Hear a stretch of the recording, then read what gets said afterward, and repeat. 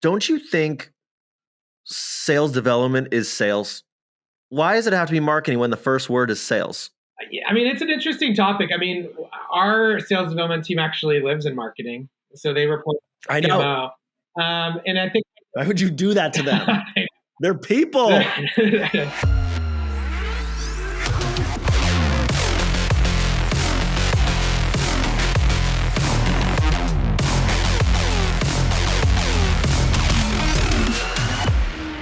right, we're back. I'm Pouyan from Scratchpad, and riding shotgun again is Ross. AKA Corp.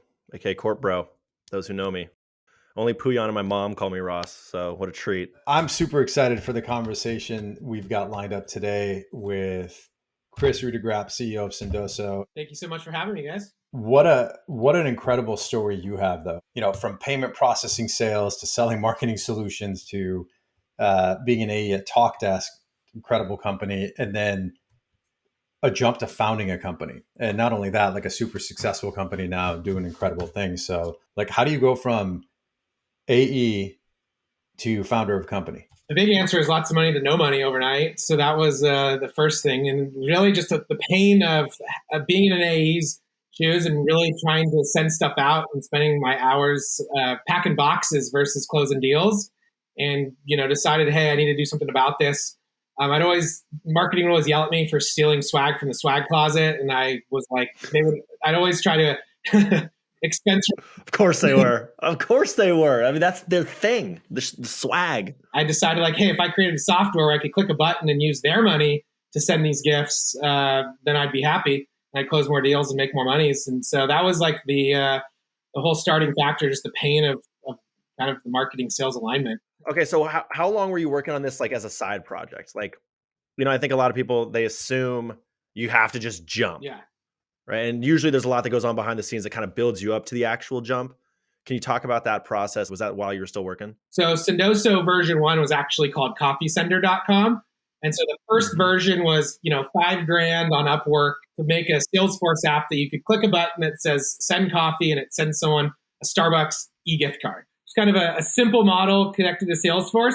And my ultimate goal is if I could, you know, if I could get, you know, 10 or 20 of those a day, that's like 2 free beers going out in the city. And so if I could just do a lot of coffees being sent, that's a lot of free beer money. That is how you should think about it, everyone. How much beer is this exactly. worth? That is the best unit.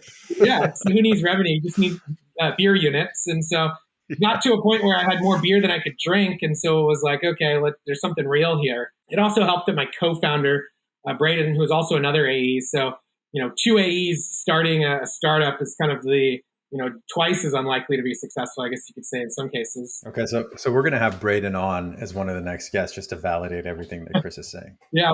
Right? He was crazier than I did. He jumped ship he left his last company about 4 months before me. And started full-time selling coffee. And I was like, you can't sell coffee full-time. This is like a beer money company. But he proved me wrong and was just closing a ton of logos that wanted to just spend tens of thousands of dollars sending coffee gift cards. I'm speechless here apart from so like what kind of beers were you drinking? You know, I was drinking San Francisco draft beers. So those are like, you know, $10 a beer. Yeah, I was going to ask because I was doing the math in my head. I was like, wait a minute, that I could probably make that money stretch a little bit farther to more than 2 beers. But let's go back to early, you know, young Kris coming out and just getting the first job. Like, how do you end up in sales? I was actually kind of an entrepreneur, I'd say, by birth. I was always hustling, like back in the day, selling lemonade. I had a Christmas tree farm close to my parents' house, so I'd sell mistletoe near the holidays and just make a boatload of money that way. So I think sales and entrepreneurship were in my blood. In college, I had a startup that was an online rental listing company to find housing close to college campuses. So I kind of was able to kind of learn by doing in terms of some software entrepreneurship in college, and sold that into a company called Yapstone. And from there, I went into marketing initially for probably about 6 months. I know you're probably going to choke. Sorry for saying that. Is it a prerequisite to be at Chico State and then go into sales? I feel like you either went to Cal Poly or Chico State if you're in sales in the Bay Area. Like it just is. It's like It's over like 50% of all salespeople. Exactly. Like Well, those two. they're very social institutions, so you learn to talk. You know, you learn to party, I believe, is what you mean to say. You got to talk at parties. So. You said at some point you learned sales is your calling. What called you? I think probably money. To be honest. Yes, that's what's up. Money. That's facts. Now we know he's telling the truth. You know, there's a thrill and a rush of, you know, getting someone on the call or sending someone an email, getting them hooked, getting them on a demo, closing the deals, and then you want to do it again and again and again. So I think it's, you know, if you get good at sales, it's just like a drug where you just want to keep doing it. When you think back to the snapshot of your sales career, like what is some of the system one instant like stories that you think of in your mind? Like any ridiculous like wins or losses or like experiences where you're just like, this one kind of just like epitomizes my experience. I mean, what I remember is I really loved to try to create hacky ways to break into accounts or to, you know, get more meetings. So I created this like mail merge tool from, I'm big on Upwork. I probably spent like $200,000 on Upwork on like, I love Upwork too. I use it all the time. Like, you know, get people to make me these tools. I like hacked together and made a sequencing tool through Upwork and some engineers that would like pull lists from Salesforce and then email them and update fields. I built this other like Where's Waldo tool, which would take the prospect's LinkedIn photo and overlay it on a Where's Waldo map. And then I use that image and drop it in the email. And I did that with the milk carton, the missing person milk carton. And this woman, I did send to a bunch of people to great success, but this one woman was so offended by me just like, there are real missing people out there. And I was like, yeah, and I was concerned. Okay. What else was it that like set you apart? Because you're clearly successful in what you did. I was also great at Salesforce. And that's kind of funny to say, but like, did you practice on weekends or something? Like, I wouldn't say I was practicing, but I would like either try to be like the Salesforce admin, and or I'd know how to run all the reports, or I'd know where like Marketo was like losing leads in the system, and I'd have that report, and I'd have like 30 of these like backup accounts that I were just like, you know, getting nurtured, and then I'd take them once they hit a score that no one else know how to report on. How is your mentality or thoughts around sales changed now that you're at the top? I mean, I've always thought really highly of marketing or of sales. Do you hate me?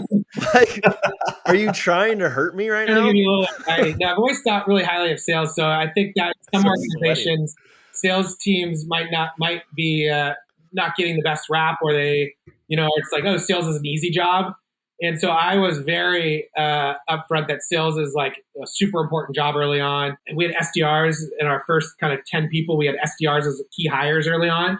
I really wanted to build this outbound engine that supported a model where, you know, we could have A's that didn't have to fully focus all their efforts on outbounding, but they could focus on closing deals and build that engine. God, that sounds like the dream. Every AE is listening to this is going to look for jobs at Sendoso right now. Just like, where I don't have to prospect. Are you joking? But how do you think about now as a CEO? Like at some point you're going to do a C and you're going to try to scale even more aggressively. How do you do that and think about that and not totally just fucking over the sales team and scaling too fast and trying to like hit outrageous numbers because you took on funding to like, and then have to let go of half the team. Yeah. And then you got to let go of half the people, and then your favorites are gone too, and everybody's mad. Yeah. So we're methodical in that we kind of step stare, and I'm not going to let VCs push me around there either. We're you know, this is my company to run. Let's go. You know, not to talk good about marketing, so close your ears, but we want to make sure that there's lead flow that's coming in. So we're not, again, overflowing the sales team with headcount, but not enough inbound to make up for that. So we have a really strong 50-50 inbound outbound model right now. And if you look at the SDRs that are contributing, like the A's right now, they were above quota capacity, like at the end of last year, where they were, you know, our capacity, they were closing more. Like we needed more butts and seats. Don't you think sales development is sales? Why does it have to be marketing when the first word is sales? I mean, it's an interesting topic. I mean, our sales development team actually lives in marketing, so they report to the CMO. And I think, why would you do that to them? They're people. So marketing is enriching and putting in all of our accounts in Salesforce. So they're not the SDRs aren't like going to find their own accounts. like very early on, day zero, we enriched all of the accounts in Salesforce. So our first SDR wasn't like spending time enriching data or what lead should I go after. They had their target lists. So marketing's doing the target lists. Marketing's helping create some of the content, the product marketing talk tracks. There was a good synergy to have them next to each other, and ultimately like driving demand in. We have a lot of folks that are going to be listening to this that are probably like where you were maybe at TalkDesk or a little bit before that, right? How do you go from being the rep with the quota to you are the founder? How is it that the stuff you learned in sales not only helped you identify the problem, but like tactically build the company in the early days, or even say, hey, is this even worth building? You could either, go, put on your Oculus and play some video games, or you could spend a couple hours, mocking some stuff up on some software, dragging and dropping some arrows around and trying to, use your time that way. You can get away with a working version for, using resources like Upwork and using some, design tools online and put something together that's not crazy tough. I think I got an idea. What would it look like on the computer? Let me draw it up. Let me see if I can find an engineer that can, let me put $5,000 into it. And each of those things are going to kind of unlock new opportunities. Maybe you realize that this version is crap, but you learn that the customer that you talk to wants this, and you take down another rabbit hole. So you're really just creating opportunities for yourself and like opening new doors by, kind of getting outside of your comfort zone. I'd say like there's no excuses. Just get shit done and go out there and, find some piece of paper that you have at your desk, draw something, and then turn that online and then post it on Upwork. There's so much. You said a lot there, and I think like there's two pieces, and this is what I tell people are always like, I want to, let me come be one of your videos. Let me come like do, I don't know, whatever corporate bro shit I'm doing at the time. And it's like, sure, Saturday morning, 7 a.m. I'll be at the office here. Yep. And I'll be shooting this thing. It's like, shit. Well, I'm like going out Friday night. And so like, it's going to be tough for me to get there. It's like, well, that's a choice you're making. Like there's so many choices that we could just make differently. Yep. If we want to go down that route. And also recognizing, I think one of the things that gets underappreciated is just like the goddamn grind of when like nobody's around, like when you don't have the product, when you're just like those nights and weekends, just like trying to figure some shit out and like the gears are turning. But then also you talked about just having your antenna on at all times of like to the problem. Like one thing like you do this naturally is like you're seeing the problems and recognizing, wait a second, maybe I can solve this problem versus just like, God damn it, that's just an annoying problem that's there. Updating Salesforce. Fucking raise millions of dollars. Pouyan. Like Salesforce sucks. No, shit, we should start that. I got a 10 right here if you need it. Okay, some funding. What does that get me? I was going to say, you said one other thing that I'll chime in on is that how did sales help me in my endeavors of being a CEO? A couple of things that was really apparent is day zero, I wasn't afraid to talk to customers.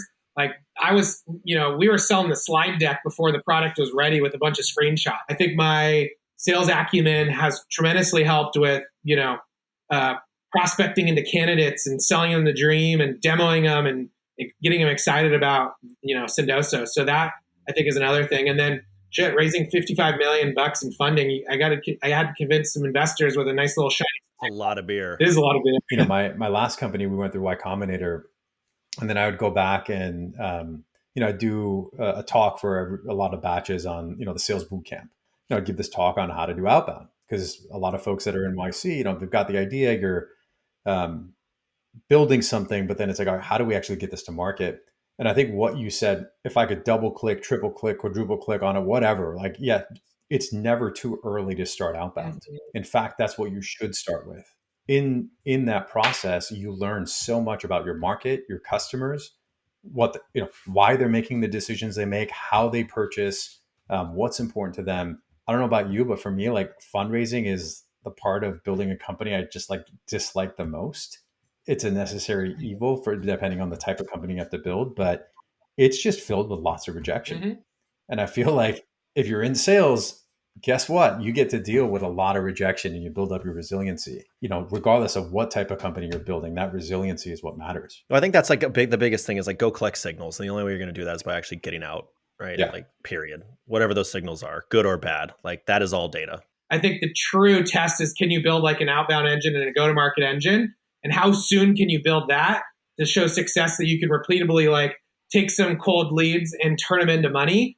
And as quick as you can learn that process for your product and the messaging that delivers that, I think is crucial. A lot of investors I've talked to will actually have that as a qualifier. If you go in and say, hey, look, we've got X number of customers, to say, okay, how many of these are customers with zero connection? Yeah, that's a great.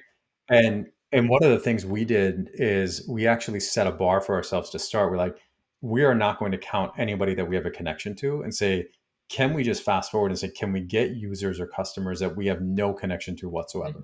Because if you can do that, like even if you get one, you'll probably get two. And if you get two, you find your way to get there. And so I think just pushing yourself outside of that comfort zone is so key. Exactly. We have like one very important question. Well, it's kind of like two-piece important question. I'll let Pouyan ask it. It's not going to blow your mind by any means, but it's important for us. So what's your hype song? My hype song? You're going in to close that Series C and then the Series D. Like what just gets you going on that? And then what is your, well, let's just start with that. Yeah. So it's Count It Up. Count It Up. I don't know if you know that song, Count It Up. I don't know who sings it. Count It Up. Oh, J. Cole? J. Cole. Okay. That's a deep cut J. Cole song. What's your, so the flip side to that, when you just get that terrible loss, that punch to the gut, they went with the competitor, they said no, they completely screwed you over. What's your recovery song? I'd probably just like sulk in quietness and silence. And it's the second time we've gotten this answer. All right, Kris, this has been awesome, man. Thank you so much. How, if anyone wants to, I don't know, get in touch with you or follow up on any of this, how can someone get? Yeah, I love talking, especially to kind of AEs wanting to make the jump too and wanting to kind of get into the weeds. So I'm happy to chat it up anytime. So you can reach me on LinkedIn, search for me, Kris Rudeegraap, or send me an email. It's Kris with the K, Kris at Sendoso.com. And don't come in there saying you're trying to make the jump and then start pitching some bullshit. Yeah, exactly. All right. Don't miss me with that. All right. Come in with a customer. Don't connect with him on LinkedIn and then pitch him. Sales bullshit. Yeah. Sales only. Yes. Strictly. Awesome. Thanks, Kris. All right, Chris. Thanks, man. All right, thanks, guys.